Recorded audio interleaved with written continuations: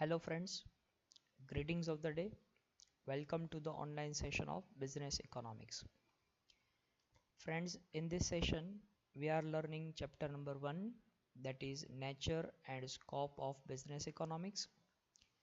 As you know that chapter number 1 is divided into two units. We have already completed unit number 1. Now we are learning unit number 2, that is basic problems of an economy and a role of price mechanism. Under this, we have learned various kind of economic systems. Now, in this session, we want to learn them in detail. So, the first type of economic system is known as capitalist economy. Friends, you know that capitalist economy is the economy in which all the factors of production are owned by the private sector and all the decisions related to production and price are taken by the market mechanism or price mechanism. So let us learn how capitalist economy work. Some examples of capitalist economy are US, UK, Germany, Japan, Mexico, Singapore, etc. These all economies are using capitalist system of economy. However, many of them are not pure form of capitalism, but they show some features of being capitalist economy. So we can say that purely capitalist is rare to found. In almost all the economies, there will be certain factors of capitalism and some factors of socialism. Capitalist economy is also known as free market economy or laissez-faire economy. Now friends, do remember these two names of capitalist economy. They can be asked in an MCQ. Capitalist economy is known as a free market economy because it gives complete freedom for economic activities.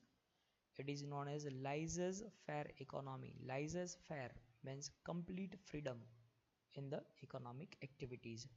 So there is no control or very little control over economic activities. That is why it is known as laissez-faire economy. Now let us learn the characteristics of capitalist economy. The first one is right to private property. As we know that under capitalist economy, all the factors of production are owned by private sector. So any individual can own the private property, he can buy or sell the private property. Government is not having the control of all the factors of production. Individuals or private organizations are having the control or they are having the right to have property. Freedom of enterprise. This is the major or most important characteristic of capitalist economy. It gives freedom of enterprise. Matlab everyone is free to start his own business or is free to choose to do the business activities. There is no restriction over economic activities. Everyone has the opportunity or everyone has the right to start his own enterprise. Then freedom of economic choice, whether to start a business or to join a job or to work in a profession. These all are considered as economic choices. The person is free to make such kind of choice. If he is willing to start a business, he will be allowed. If he is ready to join a job, there will not be any restriction. Or if he wants to start a profession, there is freedom to start the profession. So economic choices are free. Then profit motive. This is also the very much important characteristic of capitalist economy. Everyone who is working under capitalist economy has the main motive of earning profit. All the businesses are driven by this profit motive. And then consumers sovereignty. Sovereignty is supremacy. The consumers are supreme, or we can say the consumers are king of the market. Whatever consumers decide or whatever consumers demand, according to their demand the production will be made. So consumers are superior under this kind of economic system. Then competition. Under capitalist economy, we can find out the competition. The competition will be among the firms as well as the competition will be among the consumers. The firms will compete to sell more as well as the consumers will compete to purchase the products of good quality. Then there is absence of government interference. Government will not interfere under capitalist economy. The role of government is very little or it is just limited to control the law and order in the economy. Government is not going to interfere in economic activities. Economic activities will be at the willingness of private sector. Government's role is just to maintain the standards of law and order. So we can say that there is absence of government interference in this kind of economy. So these all are the characteristics of capitalist economy. Now let us learn the merits of capitalist economy. Merits means good points of capitalist economy. The first one, capitalism is self-regulating and works automatically through the price mechanism. As we know that price mechanism is the interaction between demand and supply. So there is no need to control the economy. It is self-regulated on the basis of demand. Whatever goods are demanded in high amount, the firms will produce those goods, and the demand of the products which are very low, they will not be produced or they will be produced less in amount. So production is regulated by the demand, and as a result this economy works automatically. The existence of private property and the driving force of profit motive results in greater efficiency and incentive to work. As we know that there is a right to private property, so everyone is free to own his property. So everyone will be motivated to earn more and more income and to have more and more property. That is going to work as an incentive, and everyone has profit motive. So every individual or every business will try to earn more profit, and in order to earn more profit they will become more efficient. And then the process of economic growth is faster under capitalism. Why the process of economic growth is faster? Because we know that everyone will try to earn more profit. In order to earn more profit they will try to become more efficient. As everyone becomes more efficient, the whole economy will be growing faster. Resources are used in activities in which they are most productive. This results in optimum allocation of available resources. So everyone will try to earn more profit, and the resources will be invested in those activities which are more productive or more profitable. So the resources will not get wasted and they will be utilized in an optimum manner. That is also the feature of capitalist economy. Another merit, there is usually high degree of operative efficiency under capitalist economy. As we said that the individuals will invest their resources in most profitable activities only. So the operative efficiency, that means working efficiency, will be higher because everyone wants to earn more profit and in order to earn more profit, they will try to become more efficient.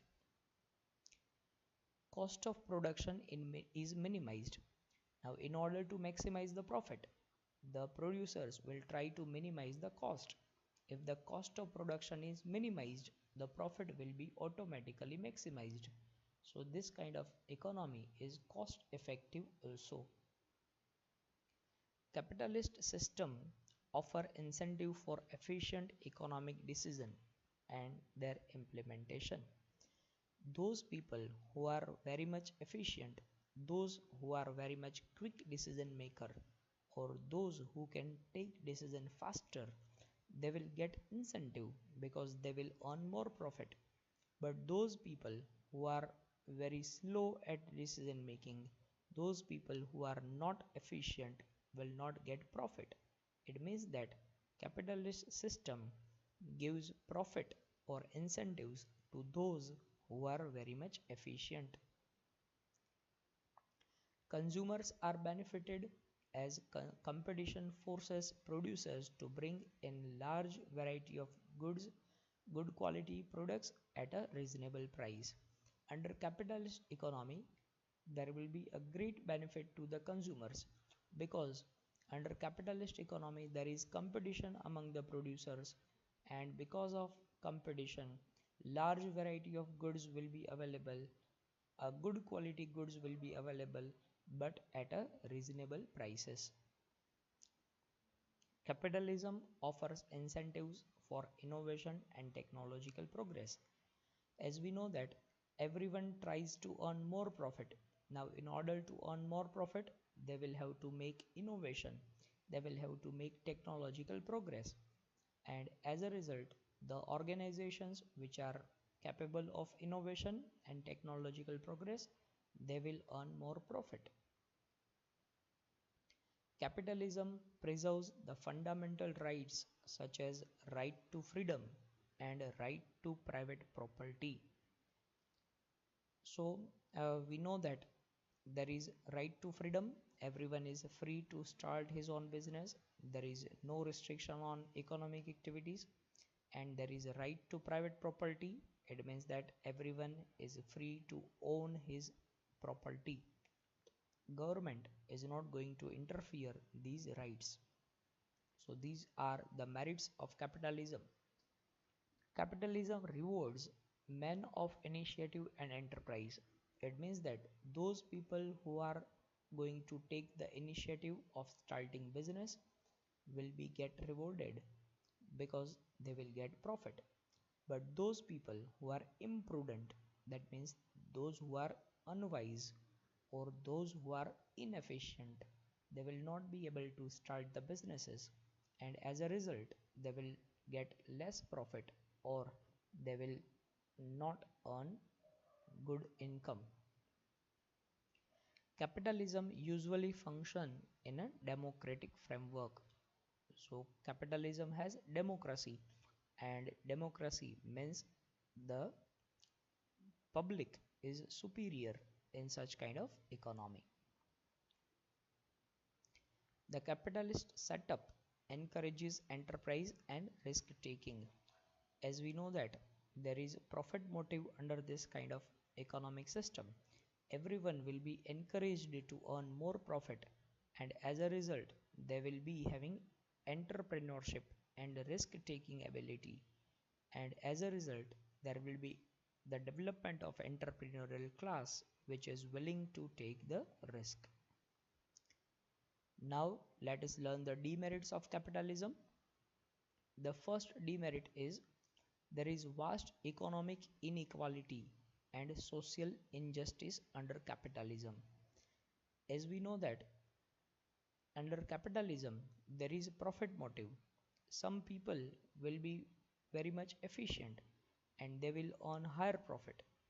They will earn more income. But those people who are not efficient, they will be having less income. So there will be inequality among the people, and the whole society will be divided into two kind of people, the haves and the have nots. The haves means the rich class of people who are having all the luxury, and the have-nots are the poor class of people who are having no luxury. So the whole economy will be divided into the rich and poors, and as a result there will be conflict between the rich and the poor, and it will result into the social unrest and class conflict. It means that there will be conflict between the rich and the poors. There will be conflict between the owners of the businesses and the laborers. Under capitalism, there is precedence of property right over human rights. It means that human rights will be less focused and property rights will be more focused. Everyone will try to have more property, but the human rights will not be protected.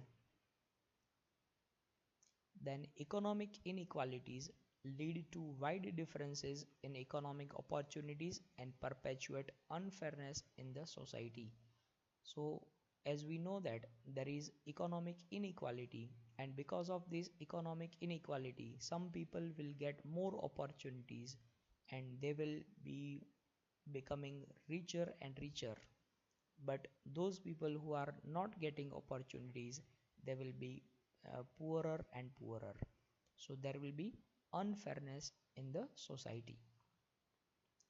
The capitalist system ignores human welfare because capitalist setup aims at profit. So human welfare will be secondary, but the profit motive will be the primary focus. Everyone will try to earn profit at the cost of human welfare. So human welfare will be sacrificed or ignored under this system. Due to income inequality, the pattern of demand does not represent the real needs of the society. As we know that there is income inequality, that means some class of people are very much rich and the others are very much poor. So the demand of luxurious good will be higher, and the poor people will not have income, so the demand of necessity goods will be very much lower. Exploitation of labor is common under this kind of economy because this economy wants to earn more profit. The business owners will try to exploit the laborers. They will pay more, they will pay less wages to the workers and more work will be taken from them. So there is unrest among the laborers, and this unrest among the laborers will result into the strikes and lockouts. Consumer sovereignty is a myth. That means it is wrong belief that the consumers are superior. Most of the time, consumers are exploited by the organizations, by the businesses. Consumers are provided low quality goods and charged higher prices. So, consumer sovereignty is only a kind of wrong belief.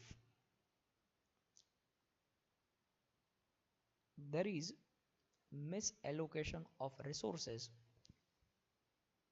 and resources will move into the production of luxury goods.